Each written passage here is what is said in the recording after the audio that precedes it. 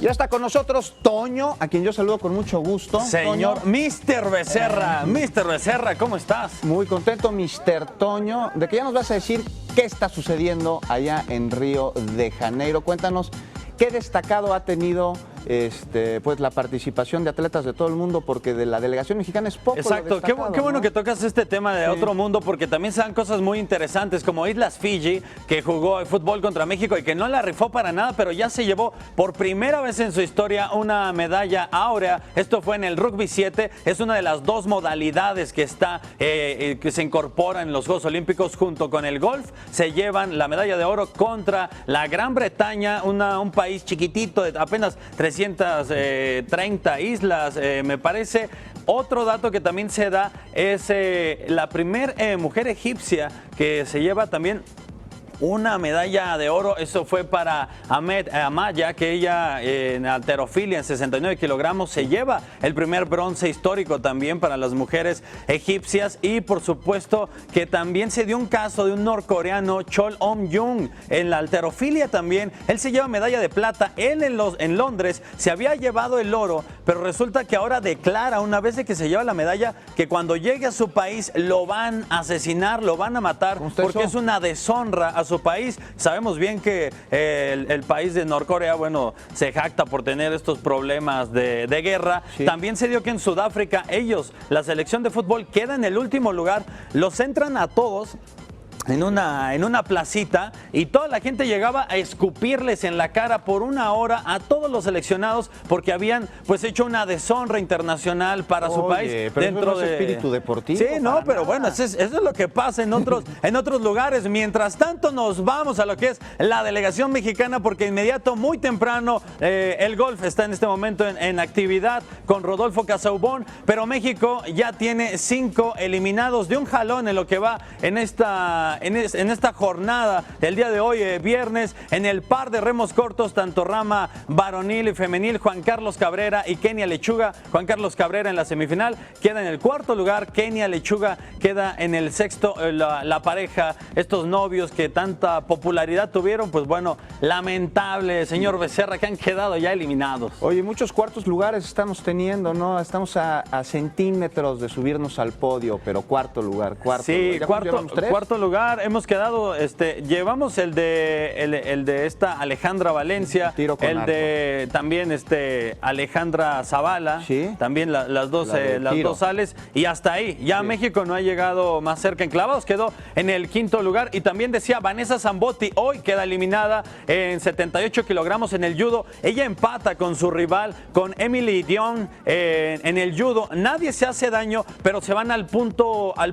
golpe de oro, digamos, así se le denomina, pero ella tenía una amonestación. Al acumular una segunda amonestación, automáticamente quedas eliminada y se acaba su participación en los octavos de final. En los 10,000 metros también, que ya arranca el día de hoy el atletismo. Las dos mexicanas, tanto Brenda Flores y Marisol Romero, también ya quedan eliminadas con un récord olímpico de la etíope Ayala. Bueno, eso es lo que hasta el momento se ha dado, pero lo más interesante que estamos diciendo es que en el tiro con arco, Alejandra Valencia se llevó pues las palmas, y por eso es que te presentamos una breve entrevista que le realizamos antes de que viajara a Brasil. Eso. Lo que estoy haciendo diferente es que tengo, por ejemplo, el trabajo psicológico, más trabajo como el físico, cosas así, sobre todo esa misma experiencia que le comentaba ahorita, y ahorita es lo que tengo también que me está apoyando, ¿no? Entonces son varias cosas que espero que den un buen resultado.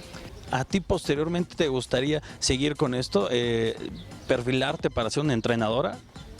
Sí, tal vez sí me gustaría, porque ya he a veces como que ayudado, ¿no? Por ponerlo así, a mi entrenadora ya en el estado. Es como que ya no depende de ti, pero sabes que tienes que ayudarlo, ¿no? Entonces sí, como que me gusta eso.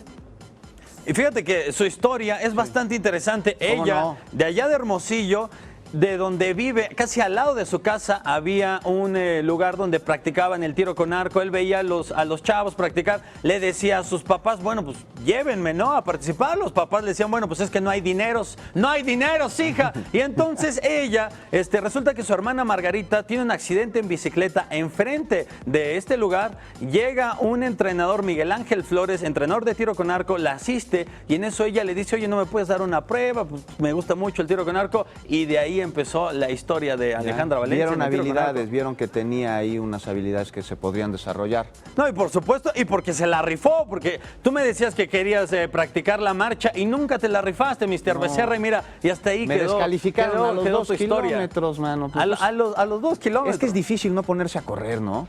Está complicado. Es bastante complicado, y también dentro de estos Juegos Olímpicos, en la jornada que se dio el día de ayer, dentro de lo más destacado, por supuesto, Michael Phelps, que se vuelve a llevar otra medalla de oro, ya solo le queda una prueba. De hecho, en los 200 metros combinados nunca se había dado en la historia en la natación que un precisamente nadador, en este caso la bala de Baltimore o el tiburón de Baltimore, acumula 4 encadenamientos de Juegos Olímpicos llevándose el metal de oro. Y también Simone Biles, que se lleva en la gimnasia artística otro oro. Ella va por 5 oros, le quedan todavía 3. Están, pero llevándose todo. Están los con todo, como se estadounidenses. dice. Oye, una pregunta, cuéntame, ¿Phelps le falta algún récord que no sea suyo de romper?